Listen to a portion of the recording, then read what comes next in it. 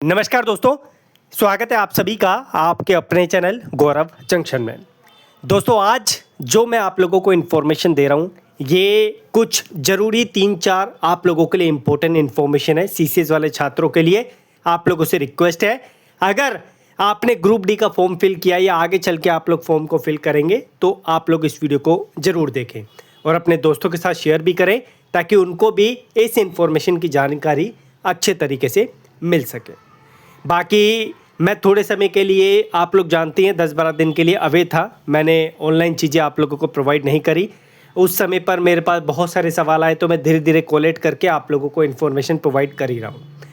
सबसे पहला जो सवाल था आप लोगों का आपके अप्रेंटिस सर्टिफिकेट को लेकर था, इशू डेट वाला, कि सर हमने अपने अप्रेंटिस सर्टिफिकेट में चेंजेस करवाए हैं, बदलाव तो हो गए अच्छे तरीके से, हमने डीजीटी से ही करवाए हैं, हमने अपने इस्टेब्लिशमेंट से करवाए हैं, सब कुछ हो गया, लेकिन हमारी इशू डेट बदल गई। भाई देखो, इशू डेट आप लोगों की बदल गई उससे कोई भी फ़र्क नहीं पड़ता। इशू डेट जिस दिन आप लोग करेक्शन करोगे उस दिन की आप लोगों के डॉक्यूमेंट में आ जाएगी।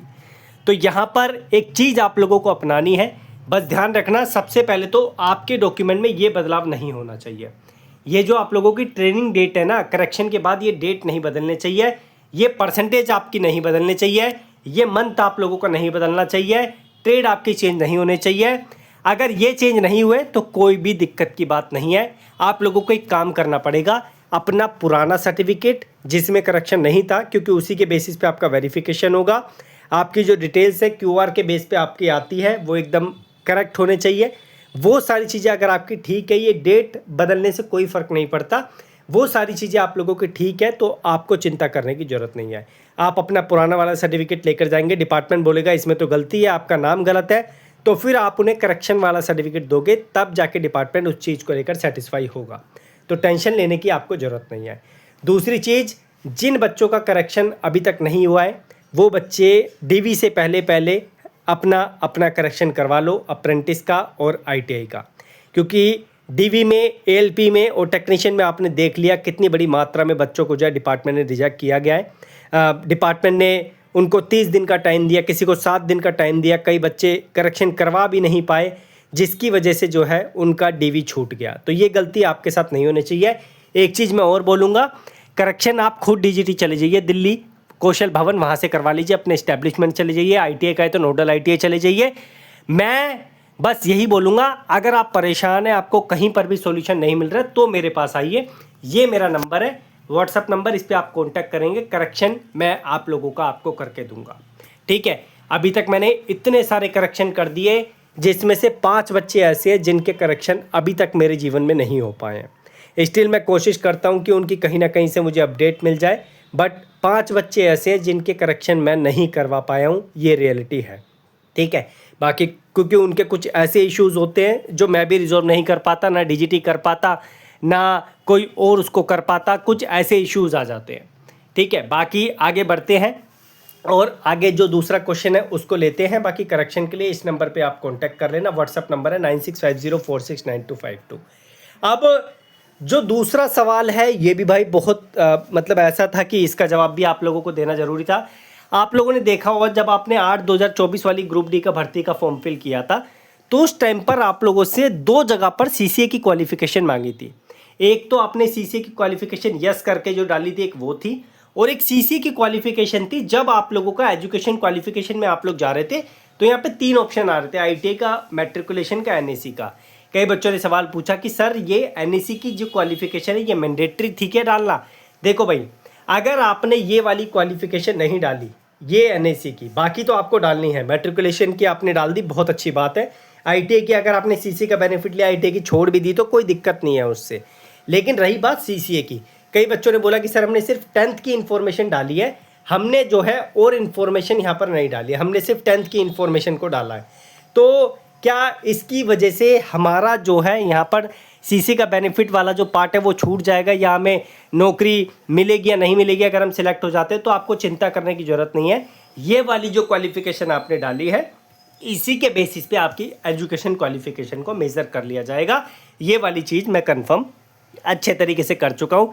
लंबे समय से सवाल आप लोगों का पेंडिंग था, जवाब आपको मैं नहीं दे रहा था। रीज़न उसके पीछे यही था कि आपको क्लैरिटी नहीं मैं दे पा रहा था, मुझे क्लैरिटी नहीं मिल पा रही थी क्योंकि पीछे से अब मिली है तो मैंने आपको बता दिया कि जिन बच्चों ने यहाँ पे 10th डाला है और एनईसी की डिटेल्स यहाँ पे डाली है वो बच्चे टेंशन ना लें, और जिन्होंने यहाँ पर एनईसी डाल दी है, 10th भी डाल दिया, आईटी भी डाल दी है, तो भी कोई दिक्कत की ज़रूरत नहीं है। यहाँ पर आप लोगों का सीसीए का बेनिफिट मिलेगा। अगर आप सिलेक्ट हो जाए तो वो आप लोगों का वैलिड माना जाएगा। ठीक है, तो ये हो गया दूसरा पॉइंट। अब आते हैं तीसरे पॉइंट पे, जो आप लोगों का सवाल था कि सर हम कट ऑफ डेट को लेकर परेशान हैं। एक आरटीआई का रिप्लाई आया क्योंकि हमारी ग्रुप डी की फॉर्म की जो डेट है वो बढ़ चुकी थी, 1/3/2025 कर दी गई थी, लेकिन जो यहाँ पर फॉर्म की जो डेट थी वो जो है यहाँ पर 22/2/2025 की थी लास्ट डेट। तो सर एक आरटीआई में तो डिफरेंट इन्फॉर्मेशन आ रही है। लास्ट डेट बता रहा है कि आप 1/3/2025 तक एलिजिबल है और एक में बता रहा है कि आप 22/2/2025 तक ही एलिजिबल है। सर इसका सॉल्यूशन क्या है? देखो भाई, इसमें हमारी गलती नहीं है, डिपार्टमेंट ने जो जवाब दिया उसी के बेसिस पे आपको इन्फॉर्मेशन दी। हमने अपने आपको जो है यहाँ पर अपनी तरफ से कोई यहाँ पर कंपल्सन नहीं डाला, अपनी तरफ से फोर्स नहीं किया कि आप इस इन्फॉर्मेशन को लें। हमें जो इन्फॉर्मेशन पीछे से आई वही आप लोगों का सर्कुलेट की गई। अब ये आरटीआई 1/3/2025 का डिपार्टमेंट ने दिया, दूसरा आरटीआई 22/2/2025 का दिया। ये इलाहाबाद वाला था, ये जोन जो है आप लोगों का ये अजमेर वाला था। तो अजमेर वालों ने 1/3 दी और ये इलाहाबाद वालों ने 22/2/2025 की दी यहाँ पर कट ऑफ डेट। अब यहाँ पर जो है एक सवाल था बच्चों का, जिसको मैं क्लियर कर दूं कि 2019 में भी ऐसा हुआ था कि फॉर्म की डेट को बढ़ाया गया था, लेकिन वहाँ पर उन्होंने कट ऑफ डेट 12/4/2019 ही रखी थी। तो यहाँ पर भी यही थी कि जो फॉर्म की डेट थी लास्ट वाली जिसे बढ़ाया गया था, उससे पहले ही 12/4/2019 को ही उन्होंने सारी चीज़ें सबमिट कर दी थी। लेकिन अगर मैं बात करूँ यहाँ पर एक और चीज़ की, कई बच्चे ऐसे जो घबरा रहे थे इस चीज़ को लेकर। अब इस 12.2 के पैरा को पढ़ना, मैंने पहले भी आप लोगों को अच्छे तरीके से समझाया था कि closing date of online application 22/2/2025 है, ये एकदम सत्य है।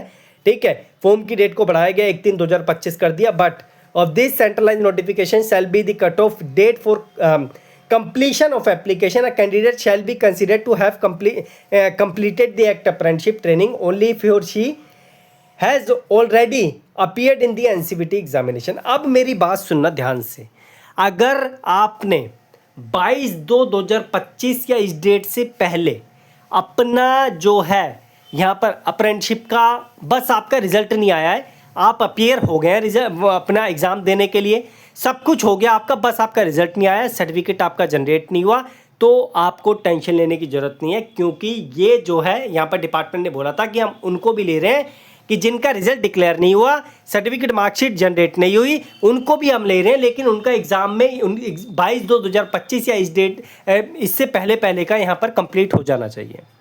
अगर आपका इस डेट तक सब कुछ हो गया, सर्टिफिकेट और मार्कशीट बाद में जनरेट हुई, तब भी आप लोग जो है यहाँ पर एलिजिबल हैं।